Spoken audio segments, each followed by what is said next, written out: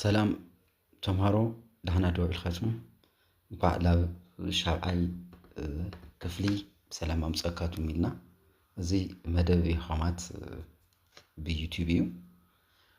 ስለዚ ቅድሚ ላብቲ ዋና ኣርእስቲ ትምህርትና ቅድሚ ምእታይና ቅድሚቱ ላብቲ ትምህርቲ ምእታይና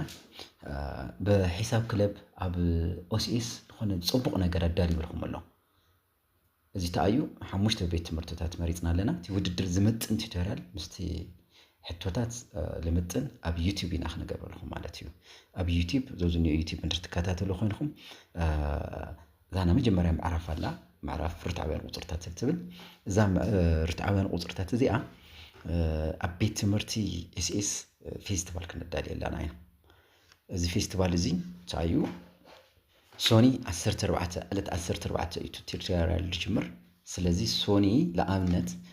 እቲ ቱቶሪያል ምስ ተኸታተልኩም ሓሙሽተ ሕቶታት ኣለዋ እዘን ሓሙሽተ ሕቶታት እዚአን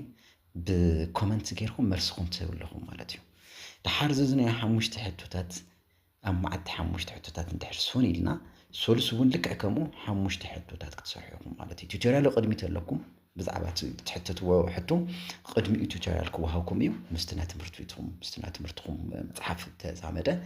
እሱ ክወሃብኩም እዩ ድሕር ቱቶሪያል ግን ሓሙሽተ ሕቶታት ኣለዋ ስለዚ ሶኒ ሓሙሽተ ሶሉስ ሓሙሽተ ረቡዕ እውን ሓሙሽተ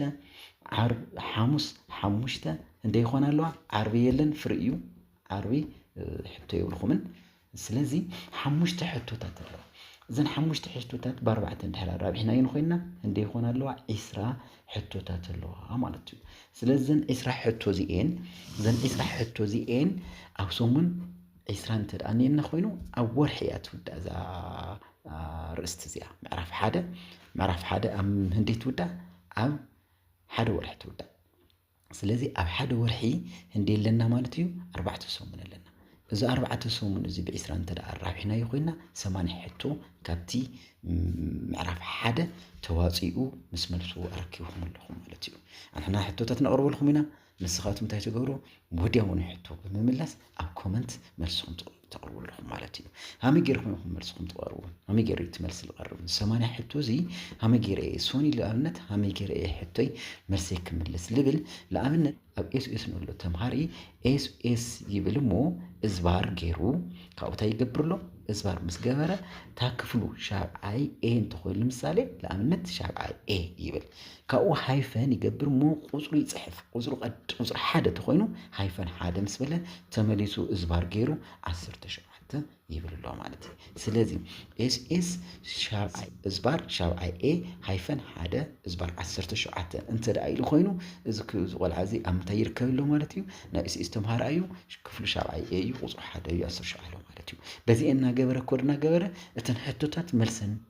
ኤ ተኮይና ኤ መረፅ ተኮይኑ ኤቢሲዲ ይኮን ኤ ሓደ እዩ መሪፅ ይሰድድ መልስ ተኮይነ ከዓ እተን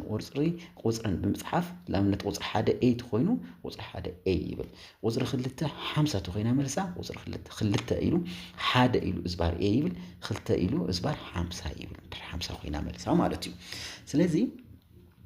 80 ሕቶታት ብሃምዚ ገይሩ ይመልስ ኣሎ ማለት እዩ እዚ መልስ እዚ 80 ሕቶ ምስ ተገበረ ይምረፅ እሞ ብትክክል ልመለሰ ቆልዓ ይምረፅ እሞ ተመሪፁ ውፅኢቱ ተሪኡ ካብ 100 ሪዛልት ይወሃቦ ማለት እዩ ካብ 100 ሪዛልት ይወሃቦ እዚ ሪዛልት እዚ ምስ ተዋሃበ ላበይ ይኸድሎ 20 ሕቶታት ከዓ ኣብ ቤት ትምህርቱ 20 ሕቶታት ኣብ ክላስ ይወሃቦ እዘን 20 ሕቶታት ብግልፂ ውድድር ይገብርሎ ማለት እዩ ምስ መምህር ኮይኑ 20 ሕቶታት ይመልስ ኣሎ ማለት እዩ ድሓር 20 ሕቶታት ምስ መለሰ መጨረሻኡ ካብ ቤት ትምህርቲ 5 ተምሃሮ ይመፁና ኣለዉ ማለት እዩ ስለዚ 5 እንትባዛ 5 25 ተምሃሮ ላበይ ይቐርቡ ላብቲና ፋይናል ውድድር ይቐርቡ ኣሎ ማለት እዩ ድሓር 25 ምስ መፁ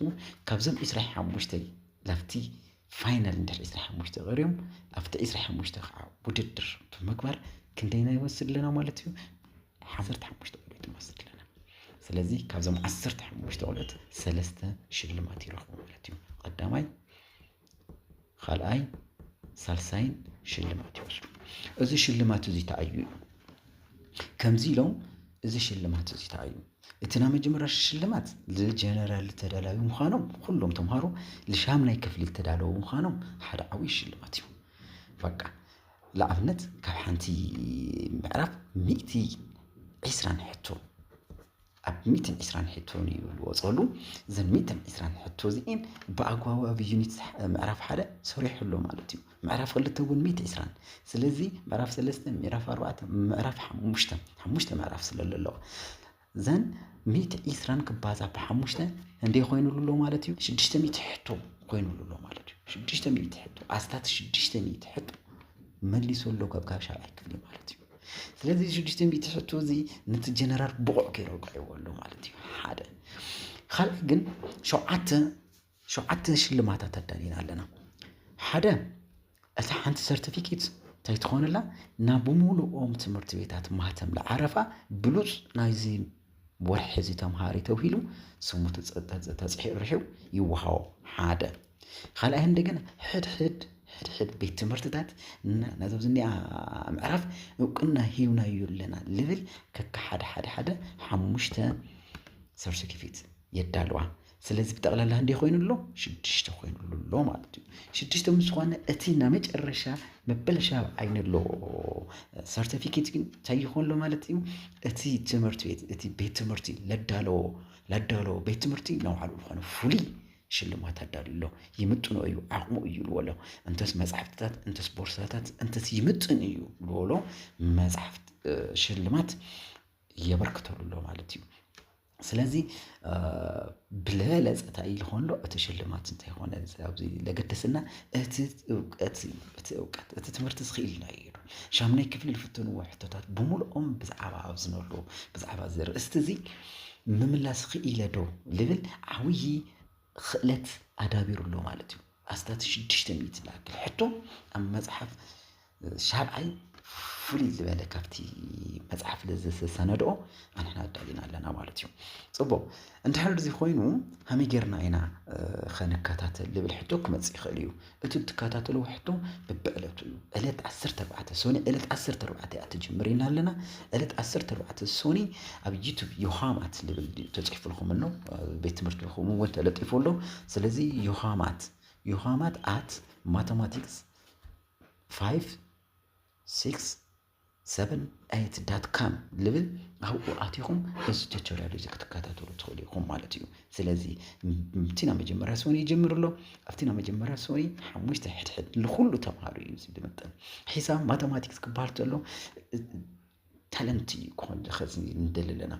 ታለንት ብዛዕባ ታለንቱ ሓደ ተምሃሪ ኣብ ማቴማቲክስ ንለዎ ኣረኣያን ታለንቱን ከመይ ገይሩ ዴቨሎፕ ይገብር ከመይ ገይሩ ይዓቢ ልብል ልኡኡ ልምጥን ሕቶታት ብምድላው ኢና ነቶም ተምሃሮ ክነዳልዎም ደሊና ዘለና ሻምናይ ማለት እዩ ስለዚ ኩለኻ ተምሃሪ እዚ ዓይነት ዕድል እዚ ንባዕልኻ ፈቲሽኻ ምስ መሓዙትካ ተወዳዲርካ ፀብለልታ ኣርኢኻ ዋላ ኣብዛና መጀመርያ ዩኒት ዋላ እኳ እንተተ ዓወትካ ኣብታ ካልእቲ ዩኒት ክትዕወት ኢኻ ኣብታ ሳልሰይቲ 4 ዩኒት ማበልካ በተን ዩኒታት ተዓዋቲ ናዚ ወርሒ ብሉፅ ተምሃራይ ተቢልካ ብትምህርቲ ቤታት በዘን ዝሓረናየን ትምህርቲ ቤታት እዚ ኩሉ እንታይ ይወሃብካ ማለት እዩ እውቅና ይወሃብካ ኣሎ ማለት እዩ ካብኡ ብላዕሊ እንደገና ንለባዕልኻ ብማቴማቲክስ ዓብይ እውቅና ትወለኻ ማለት እዩ ሻብዓይ ፈሊጥኻ ማለት ኣብ ኩሎም ሻምናይ ነለዉ ሙሉኦም ፈሊጥኸዮም ማለት እዩ ብለይ ምግና ሻብዓይ ማለት ኣብ መንጎ ሻድሻይን ሻምናይ ዝርከብ ብሉፃት ዝኾኑ ርእስትታት ዝሓዘ ስለ ዝኾነ ነዚ ከየምልጠኩም ብሓባር ክንሰርሕ ይግበአና ኣብ ማቴማቲክስ ክንዓቢ ይግባና ስለዚ እዚ ብምዃኑ ኣብ ኤስኤስ ፌስቲቫል ዓብይ ፌስቲቫል ኣዳሊና ኣለና መጀመርያ ዝነዳልዎ ልካየድሉ ውድድር ልካየድሉ ኣብ ምንታይ እዩ ኣብ ኤስኤስ ይግባል ኤስኤስ ኣብ ጃንዋሪ 10 25 GC ልብል ኣዘጋጅና ኣለና ማዓቲ ሒሳብ ፌስቲቫል ልብል ኣዘጋጅና ኣለና ኣዳሊና ኣለና ማለት እዩ ስለዚ እዞም ዝኒኦ ለሳደን መሰናድ ኤስኤስ ከዓ ክብሪ ይግብኦ ብጣዕሚ ኢና ነመስግኖ ለምንታይ ተምሃሮ ናበይነይ ተየበለ እቲ ዘብዝኒኦ መርሃ ግብር ንኤስኤስ ብቻ ይኮን ተየበለ ንኩሉ ኣብ መቐለ ዘለዎ ትምህርቲ ቤታት ቀስ ነበልና ነእትዮ ኢና እዚ ብምውፃእ حبراوي لخانة رديت من تكلينا مستمتم غروب من تكلينا ذا السنة الأصل زهونة نزي بأقوى كتتقاملون بأقوى كتكتاتلون إنا نحري سلالة دامز خمني برتعو. Thank you.